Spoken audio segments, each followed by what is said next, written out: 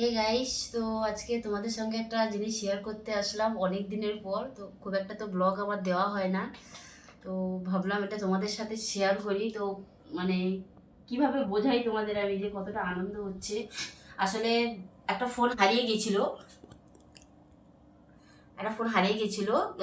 40,000 টাকার একটা ফোন ছিল, তো সেটা চুরি হয়ে গেছিল। তারপরে এবার আমার ফোনটা নিয়ে চালাচ্ছিল, তো আমি আবার একটা ফোন নিয়েছি, তো সেটা সময় তোমাদের সাথে শেয়ার করার জন্য মানে দেখানোর জন্য এলাম। তো তোমরা দেখো সবাই এই ফোনটা কিরকম।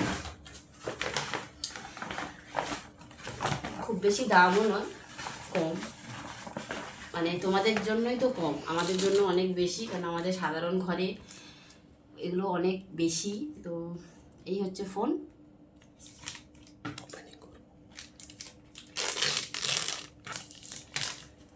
তো নিয়ে এসে আমার হাতে দিয়েছে, যে বলছে তুমি ওপেন করো, ঠিক আছে। তো তাই তোমাদের ভিডিও শেয়ার করার জন্য আসলাম।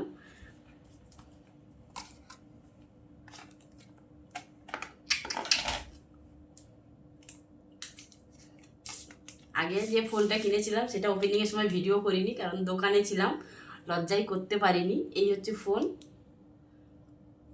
Samsung Vivo. কালারটা কেমন হয়েছে অবশ্যই কমেন্ট করে বলো। আর এটার রেট নিয়েছে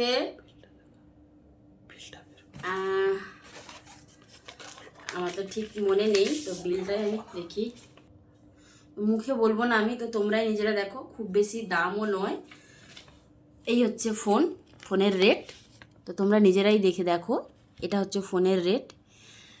তো 3-4 দিন আগে সাইকেল থেকে পড়ে গিয়ে আমার এই হাতটা একটু স্ক্র্যাচ হয়ে গেছে, ব্যান্ডেজটা খোলা আছে, তোমার ভিডিও অবশ্যই দেওয়া আছে, তোমরা নিশ্চয়ই দেখো। তো এই হচ্ছে বিল, আর এই হচ্ছে ফোন, ঠিক আছে। তো এই ফোনটা এখন নতুন ফোনটা আমি ইউজ করব, পুরোনো ফোনটা উনি ইউজ করবে, ঠিক আছে। কেননা যেহেতু ও আমার ফোনটা 2-3 দিন ইউজ করেছে, তার জন্য ওইটা আমার চলবে না। কেননা যখনই নতুন কিছু আছে সেটা আমি ইউজ করি, পুরোনো জিনিস ও ইউজ করে।